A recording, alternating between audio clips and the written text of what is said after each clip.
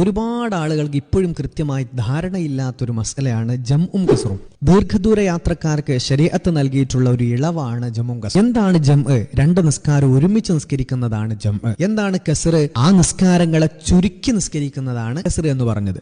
അപ്പൊ ജംഉം കസ്റും എന്ന് പറഞ്ഞാൽ ഒന്നിച്ച് നിസ്കരിക്കുന്നതോടൊപ്പം അതിനെ ചുരുക്കുക എന്ന് പറഞ്ഞാൽ ളുഹറും അസറും പരസ്പരം ളുഹറിന് അസറിന്റെ സമയത്ത് നിസ്കരിക്കാം, അസറിന് ളുഹറിന്റെ സമയത്ത് നിസ്കരിക്കാം. ഇത് രണ്ടും ഒരുമിച്ച് നിസ്കരിക്കുന്നതാണ് ജം ആക്കുക. ഇനി കസ്റാക്കുക എന്ന് പറഞ്ഞാലോ ളുഹർ രണ്ടാക്കി നിസ്കരിക്കാം, അസർ രണ്ടാക്കി നിസ്കരിക്കാം.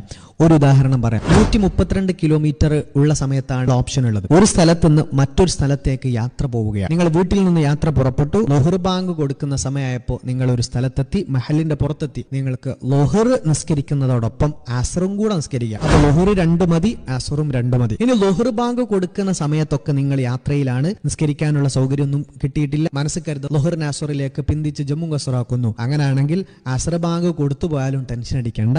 അസർ നിസ്കരിക്കുമ്പോ മഗ്രിബ് ബാങ്ക് കൊടുക്കുന്നതിന് മുമ്പ് വരെ സമയമുണ്ട്. അസർ 2, ളുഹർ 2 അങ്ങനെ നിസ്കരിച്ചാൽ മതി. അതുപോലെ പരസ്പരം ജമ്മും കസറാക്കാൻ പറ്റുന്ന 2 നിസ്കാരമാണ് മഗ്രിബും ഇശാഉം. ഇങ്ങനെയുള്ള നിസ്കാരമാണ് ജമ്മും കസറും. ഇതിലൊരിക്കലും നമുക്ക് സുബ്ഹ് ജമ്മാക്കാനോ കസറാക്കാനോ ഉള്ള ഓപ്ഷൻ ഇല്ല. ഇത് പരമാവധി എല്ലാവരിലേക്ക് അയച്ചു.